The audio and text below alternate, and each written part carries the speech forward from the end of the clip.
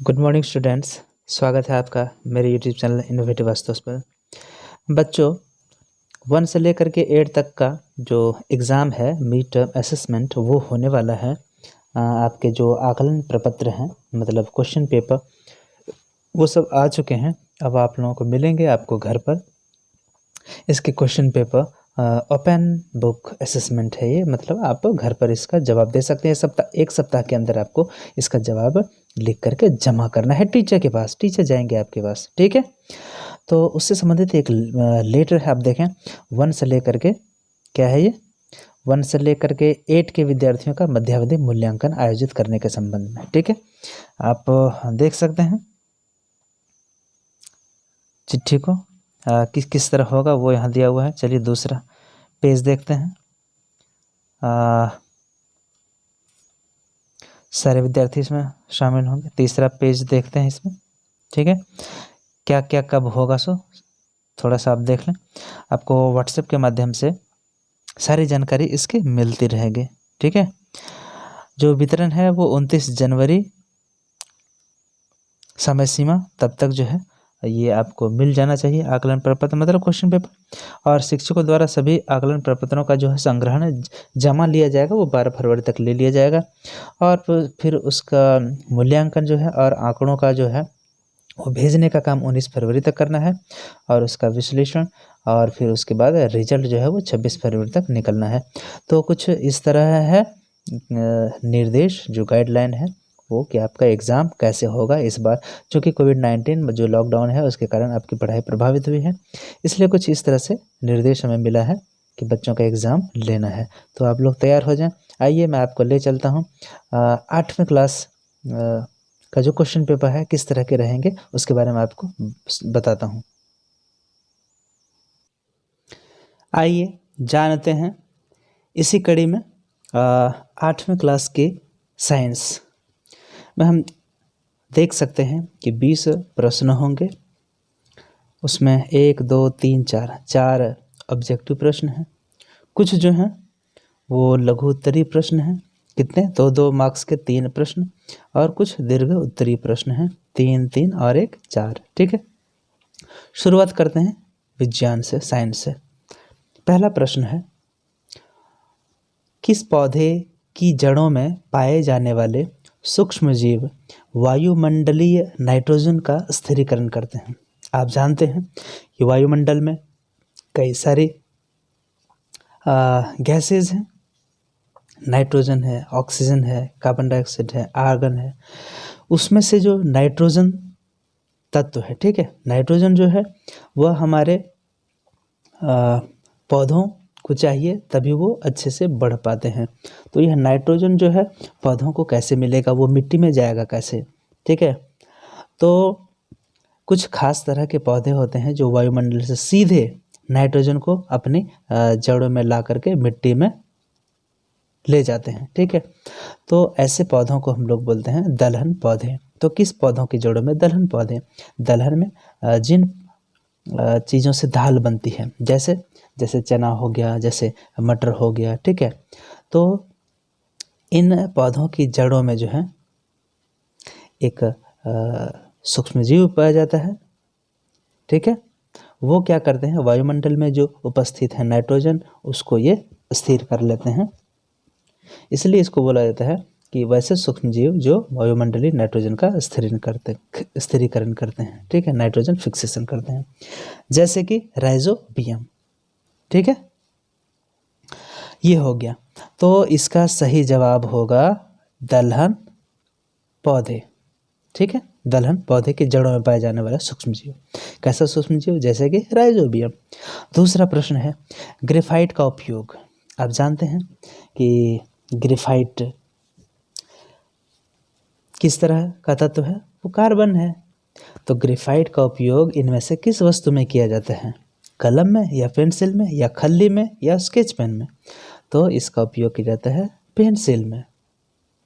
Pencil में जो pencil होती है वो पेंसिल चौक वाली नहीं, जिसे आप कॉपी में लिखते हैं, स्लेट में नहीं, कॉपी में। तो उसमें काला रंग का एक पदार्थ लगा होता है वो ग्रेफाइट होता है, वो कार्बन होता है। ठीक है, तो इसका सही जवाब हो जाएगा पेंसिल। अगला प्रश्न है, धातुओं के गलनांक और क्वथनांक कैसे होते हैं? आपको मालूम होना चाहिए, आपने धातु अधातु चैप्टर पढ़ लिया है ना, सीख लिया है। उसमें जो धातुएं होती हैं उसके कुछ गुण होते हैं, तो उसमें से गलनांक और क्वथनांक भी गुण हैं। तो ये कैसे होते हैं? गलनांक क्या होता है कि कोई भी ठोस है, हार्ड जो धातु है, वह जितने तापमान पर ठोस से द्रव में बनना शुरू करता है उसको उस धातु का गलनांक या द्रवणांक बोल सकते हैं। ठीक है। दूसरी चीज है, कोई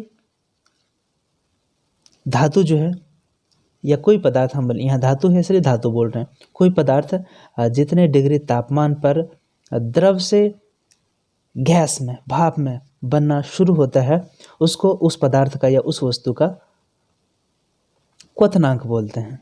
ठीक है, वह उबल उबल करके भाप बनने लगता है। तो धातु जो होती है काफ़ी कठोर होती है, इसलिए इसका गलनांक भी और क्वथनांक भी, मतलब मेल्टिंग पॉइंट भी और बॉइलिंग पॉइंट भी काफ़ी ऊंचे ऊंचे होते हैं, इसलिए इसका सही उत्तर होगा उच्च। ठीक है। अगला प्रश्न है, एकांक मतलब इकाई। इकाई क्या चीज़ पर कार्यरत बल दबाव कहलाती है? प्रेशर, मतलब यहाँ प्रेशर जो दाब है उसकी परिभाषा यहाँ पे लिखी गई है। तो इकाई क्षेत्रफल पर लगने वाला जो बल होता है वो दबाव कहलाता है या प्रेशर कहलाता है, इसलिए यहाँ पे सही जवाब होगा क्षेत्रफल। अब अगला प्रश्न हम लोग देखेंगे, कुछ लघुत्तरी प्रश्न है। ठीक है, चलिए इसको आगे बढ़ते हैं। लघुत्तरी प्रश्न, बिजली के तार बनाने के लिए तांबे को सबसे उपयुक्त क्यों माना जाता है? आप जानते हैं कि अधिकांश जो धातुएं होती हैं वह बिजली का सुचालक होती हैं, विद्युत का सुचालक होती हैं। तो पहला तो जवाब यही होगा। यहाँ 2 नंबर है, इसका मतलब कम से कम आपको 2 वाक्यों में जरूर लिखना है। ठीक है, तो पहली बात हो गई कि बिजली के तार बनाने के लिए तांबे का सबसे उपयुक्त क्यों माना जाता है? तो बिजली के तार बनाने के लिए तांबे को सबसे उपयुक्त इसलिए माना जाता है क्योंकि तांबा जो धातु है यह विद्युत का सुचालक होता है। ठीक है, पहली बात। दूसरा, यह तन्य होता है, मतलब इसको खींच के आसानी से लंबा किया जा सकता है। और तीसरा यदि लिखना हो तो यह आघातवर्ध भी होता है, आघातवर्धनी होता है, इसको चोट करने पर यह फैल जाता है। तो 2-3 गुणों के कारण, जो कि तार बनाने के लिए तन्य तो होना ही चाहिए, तार बनाने के लिए आघातवर्धनीय भी होना चाहिए, ऐसा नहीं कि पीटें और वह टूट जाए। तो ये 3 गुण का आप जिक्र लिख सकते हैं। पहला कि यह विद्युत का सुचालक होती है, दूसरा कि यह तन्य होता है, तीसरा कि यह आघातवर्धनीय भी होता है। अगला प्रश्न देखते हैं। तो ये हो गया 33वां प्रश्न। अब 34वां देखते हैं। खाद्य पदार्थों की परिरक्षण से आप क्या समझते हैं? किन्हीं 2 उपायों को लिखिए। देखिए, परिरक्षण मतलब, रक्षण मतलब बचाव। होता क्या है, जो कच्चे खाद्य पदार्थ हैं उसको खुले में रख देने पर, हवा पानी के संपर्क में रख देने पर वह खराब हो जाते हैं। अब सवाल है कि खराब क्यों हो जाते हैं? वो इसलिए होते हैं खराब क्योंकि उसमें सूक्ष्मजीव हमला कर देते हैं। ठीक है, उसको सड़ा देते हैं, पचा देते हैं। तो हमें सूक्ष्मजीव से बचाना पड़ेगा खाद्य पदार्थ को। तो इसके 2 तरीके, 2 उपाय क्या हो सकते हैं? पहला ये कर सकते हैं कि हम लोग सूक्ष्मजीव का, यदि उस पर हमला हो गया खाद्य पदार्थ पर, तो सूक्ष्मजीव को या तो हम लोग निष्क्रिय कर दें, मतलब मरे हुए जैसा कर दें, तो जल्दी से हमारा वो खाद्य पदार्थ, जो कच्चा खाद्य पदार्थ है, खाने पीने वाली चीज़ें, वो सड़ेंगी नहीं। दूसरा कि उसकी जो वृद्धि, सूक्ष्मजीव 1 से 2, 2 से ऐसे बढ़ता जाता है ना, वृद्धि होती है, तो उसकी वृद्धि की जो दर है उसको कम कर दिया जाए। तो ये 2 तरीके से हो सकता है। तो उपाय क्या हुआ, कैसे कम होगा? तो पहला हम लोग बोल सकते हैं, यदि दूध वगैरह को हम लोगों को सुरक्षित रखना होता है तो हम लोग पहले अच्छे से दूध को उबाल लेते हैं, फिर उसे ठंडा करके रख देते हैं, है ना, जिसको कि बोलते हैं पाश्चुरीकरण। फ्रिज में रख सकते हैं दूध को। फ्रिज का तापमान क्या होता है, फ्रिज में तापमान कम हो जाता है तो दूध हमारा ज़्यादा समय तक, लंबे समय तक खराब नहीं होता है। पहला हो गया उपयोग। दूसरा लिख सकते हैं कि नमक डाल करके, कोई अचार वगैरह में नमक डाला जाता है, तो नमक वगैरह डालने से क्या होता है कि उसका पानी निकल जाता है, जो खाद्य पदार्थ होता है, और पानी जब निकल गया तो वो कच्चा जो है वो थोड़ा सूखा में बदल जाता है, जिसके कारण सूक्ष्मजीव जल्दी से वृद्धि नहीं कर पाते हैं। तीसरा हो सकता है तेल में उसे डुबा करके रखना। तेल में भी डुबा करके रखने से क्या होता है, अचार में भी तेल डाला जाता है और भी चीज़ों में डाला जाता है, तो तेल जो है वो भी सूक्ष्मजीव को जल्दी से बढ़ने नहीं देते। तीसरा आपने देखा होगा विनेगर, वो खट्टा होता है, एसिटिक एसिड होता है, उसका भी उपयोग अचार में डाला जाता है विनेगर को। वह भी जो है सूक्ष्मजीव को जल्दी से बढ़ने नहीं देता है, वृद्धि नहीं करने देता है, जिसके कारण वह भी ज़्यादा लंबे समय तक चलता है। ठीक है, तो ये हो गए चौथे। बल के किन्हीं दो प्रकार के नाम लिखिए। तो दो प्रकार के नाम बहुत ही सिंपल है। पहला हम लोग बोल सकते हैं कि कोई सतह है, सरफेस है, उसके संपर्क में, कांटेक्ट जो है, वहाँ पर लगने वाला बल जो है वह कहलाता है घर्षण बल, लिख सकते हैं घर्षण बल। और दूसरा हम लोग लिख सकते हैं गुरुत्वीय बल। तो घर्षण बल हो गया दो सतहों के बीच में, संपर्क सतह के बीच में लगने वाला बल, लेकिन एक दूसरे के विपरीत लगता है। ठीक है, और दूसरा हो गया गुरुत्वीय बल, मतलब किसी वस्तु को पृथ्वी अपने केंद्र की तरफ जिस बल से खींचती है उसको पृथ्वी का गुरुत्वीय बल कहते हैं। या फिर बोल सकते हैं संसार का हर एक पदार्थ एक दूसरी वस्तु को अपनी तरफ खींचता है, एक आकर्षण बल से खींचता है, इस बल को गुरुत्वाकर्षण बल बोलते हैं। तो गुरुत्वीय बल हो गया और संपर्कित बल में घर्षण बल हो गया, और गुरुत्वाकर्षण बल भी हो सकता है। आगे देखें, अगला है प्रतिजैविक क्या है, इसके उपयोग में कौन कौन सी सावधानी बरतनी चाहिए। प्रतिजैविक क्या होता है, तो प्रतिजैविक कुछ ऐसा रसायन होता है जो सूक्ष्मजीव से ही निकलता है, माने उसी से प्राप्त होता है। ठीक है, तो किसी सूक्ष्मजीव से निकलने वाला रसायन है जो कि किसी दूसरे सूक्ष्मजीव की वृद्धि को वो रोक देता है।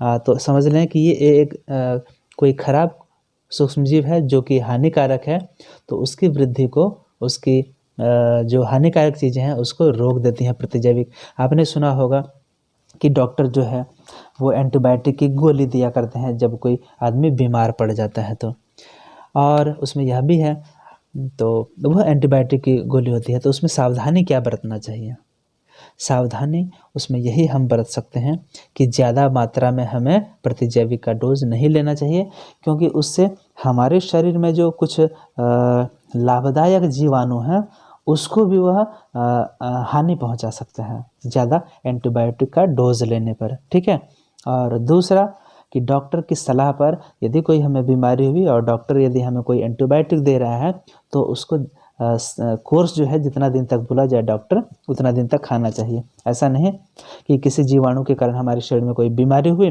और हमने एंटीबायोटिक लिया डॉक्टर की सलाह पे, उसको 2-3 दिन खा करके ख़त्म कर दिया, नहीं, जितना दिन बोला जाए, क्योंकि हर जीवाणु का फैलने का एक कोर्स होता है कि इतना दिन में वह वृद्धि करता है, इतना दिन में उसके बाद उसका साइकिल जो चक्र है वो खत्म हो जाता है बढ़ने का। ठीक है, तो ये हमें ध्यान रखना चाहिए। ये प्रतिजैविक हो गया। ठीक है,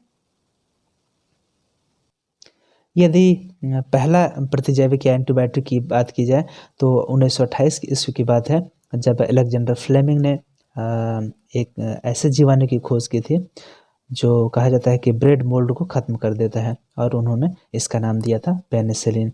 तो कहा जाता है कि पहला जो प्रतिजैविक है विश्व का वो पेनिसिलिन था, जो कि अलेक्जेंडर फ्लेमिंग ने खोजा था। ठीक है, तो अब अगला प्रश्न देखते हैं, धातु और अधातु के 3 उपयोग लिखिए। तो धातु और अधातु, तो सबसे पहले धातु और अधातु को हमें समझना चाहिए। ठीक है, कि वो क्या है, इसके बाद तो उपयोग लिखेंगे।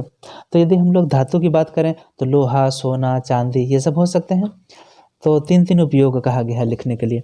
तो यदि हम लोग लोहा लें तो लोहा दरवाजे बनाने में, खिड़की बनाने में, कुर्सी बनाने में, भवन बनाने में, पुल बनाने में लोहा का उपयोग होता है। ठीक है, यदि सोना की बात करें तो सोना का उपयोग आभूषण बनाने में होता है, और चांदी की बात करें तो चांदी का भी उपयोग आभूषण बनाने में होता है, जेवर बनाने में होता है। और तांबे की बात करें तो तांबा का उपयोग बिजली की तार बनाने में होता है। और अधातु, ठीक है, यदि अधातु की बात करें तो अधातु में आ गई ऑक्सीजन। ऑक्सीजन है अधातु, तो ऑक्सीजन का उपयोग किस चीज़ में करते हैं? श्वसन में करते हैं ऑक्सीजन का उपयोग। ठीक है, ऑक्सीजन का उपयोग श्वसन करने में। दूसरा, ऑक्सीजन का उपयोग दहन करने में भी, किसी चीज़ को जलाने के लिए ऑक्सीजन की उपस्थिति बहुत ज़रूरी होती है। ये हो गया। तीसरा, यदि कार्बन, कार्बन भी अधातु है, इसका उपयोग ईंधन के रूप में किया जाता है ना। और भी कई चीज़ें हैं। यदि आयोडीन की बात की जाए, आयोडीन भी अधातु है, वह खाने में उपयोग होता है, वह हमारे नमक में होना चाहिए, जिससे कि गले में जो गलकंड की बीमारी होती है, ग्वाइटर जिसको बोलते हैं, उससे सुरक्षा करती है आयोडीन।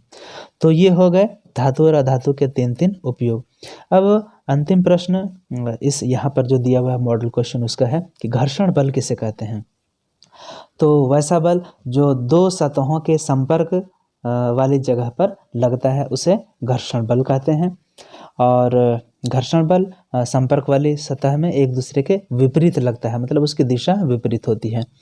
घर्षण बल एक संपर्की बल है, इसकी व्याख्या करिए। तो हम लोग इसका उदाहरण दे सकते हैं कि जब हम लोग पेन से लिखते हैं तो जो कॉपी होती है, कॉपी की सतह और जिससे लिख रहे हैं उसका जो पॉइंट है, तो सतह और पॉइंट के बीच घर्षण बल काम करता है।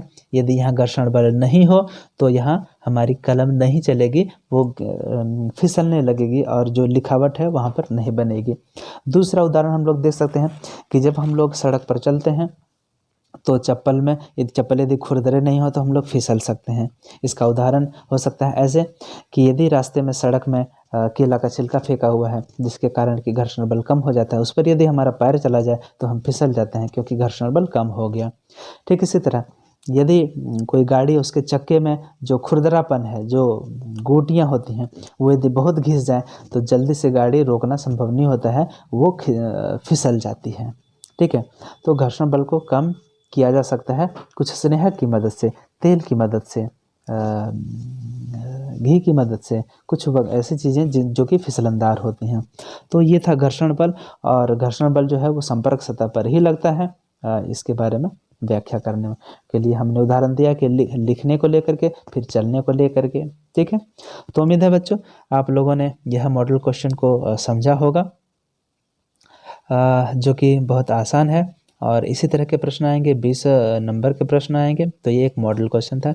उम्मीद है बच्चों यह वीडियो आपको पसंद आएगा। यदि पसंद आया तो अपने दोस्तों के बीच इसे शेयर करो। अब मैं इसके जो अगला वीडियो है वो मैं मैथमेटिक्स पर बनाऊंगा। ठीक है, तो इस वीडियो में इतना ही। मिलते हैं अगली वीडियो में फिर नए टॉपिक के साथ। तब तक के लिए आप सभी का हार्दिक धन्यवाद।